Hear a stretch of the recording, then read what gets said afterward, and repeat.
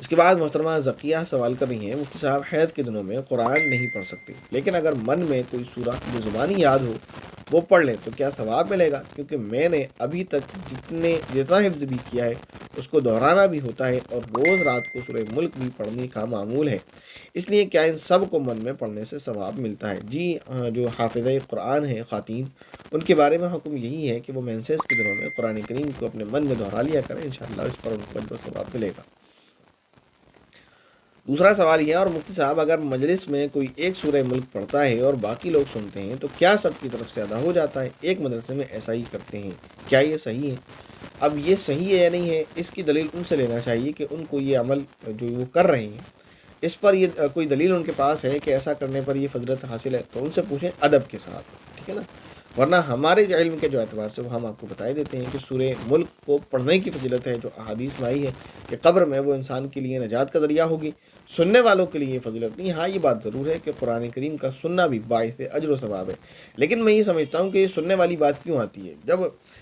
سننے میں بھی وہی وقت لگے گا، پڑھنے میں بھی وہی وقت لگے گا، تو ایک بندہ بیٹھ کر پڑھے اور 10 بندے سنیں، یہ اس کی ضرورت کیوں پیش آ رہی؟ ہاں ایک صورت یہ ہو سکتی ہے کہ جو سن رہے ہیں وہ بیچارے پڑھنا نہیں جانتے، تو پھر اس میں تو پھر معذور ہیں، کیونکہ جب وہ پڑھ ہی نہیں سکتے تو پھر سننا ہی بہتر ہے، لیکن پھر بھی ان سے یہ کہا جائے گا کہ پڑھنے کی کوشش کریں۔ لیکن اگر سب پڑھنا جانتے ہیں اور پڑھ سکتے ہیں تو پھر صرف پڑھنے والوں کو روک کر انہیں سننے کا پابند کرنا، یہ میں سمجھتا ہوں یہ درست بات نہیں ہے،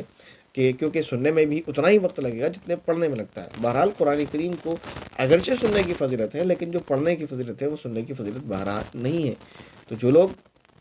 اس طرح کرتے ہیں کہ ایک بندہ پڑھتا ہے باقی لوگ سنتے ہیں، انہیں یہ عمل ترک کر دینا چاہیے، سارے لوگوں کو پڑھنا چاہیے۔ لیکن جیسے میں نے کہا اگر عذر ہے کہ پڑھنے والے کم ہیں اور سننے والے زیادہ ہیں، وہ پڑھ نہیں سکتے،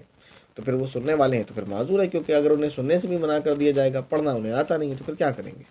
تو امید ہے کلیئر ہو گیا ہوگا آپ کو کہ اگر انسان پڑھنا جانتا ہے تو وہ پڑھے، اور پڑھنا نہیں جانتا ہے تو سن ہی لے۔ اگر سننے سے بھی روک دیں اور پڑھنے سے بھی روک دیں تو پھر تو خسارہ ہی خسارہ ہے۔ بہرحال یہ کہ پڑھنے کی کوشش کریں، اور جو فضیلت حدیث شریف میں آئی ہے وہ پڑھنے والے کی ہے۔